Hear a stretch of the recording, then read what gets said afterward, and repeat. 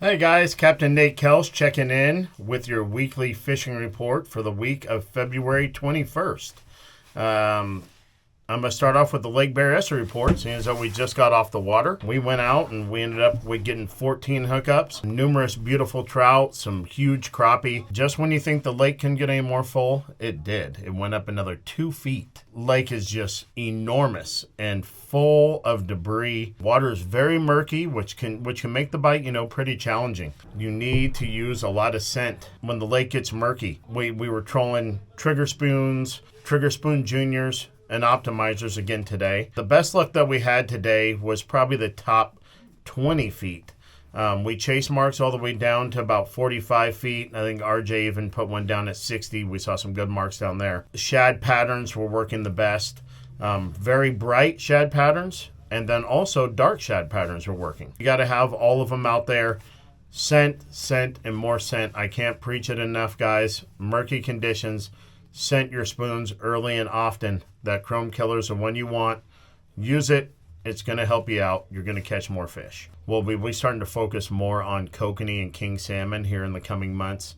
Probably starting as early as March 1st. So we'll start looking around for some more salmon, and hopefully we'll have some good reports for you on that. The next lake I'm going to talk about today is going to be Lake Comanche.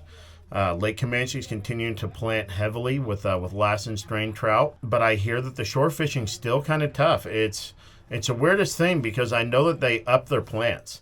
They were only planting the South Shore Pond with 1,000 pounds, the South Shore Launch Ramp with 1,000 pounds, and the North Shore Launch Ramp with 1,000 pounds. That's a lot of fish on the lake. That's 2,000 pounds each week, and 1,000 pounds going into the pond. So I'm not sure exactly why it seems to be so challenging for people to catch fish off the shore right now, especially with no boats being allowed. I would say if you go out there, the number one thing I can tell you, use a long leader for your power bait. The power bait's going to be your best option. The water is probably really cold.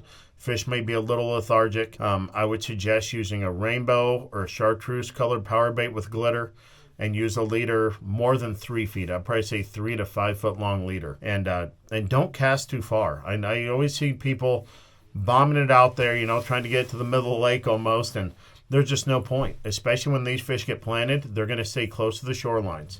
Long leaders with power bait is going to be your best bet. But I'd probably just fish near the launch ramps right now, because that's where they're putting them in, and I know they're planting either Thursday or Friday of each week. If you want to go out and have a chance to catch some of those Lassen's trout, that's the best place to do it and the best thing to use.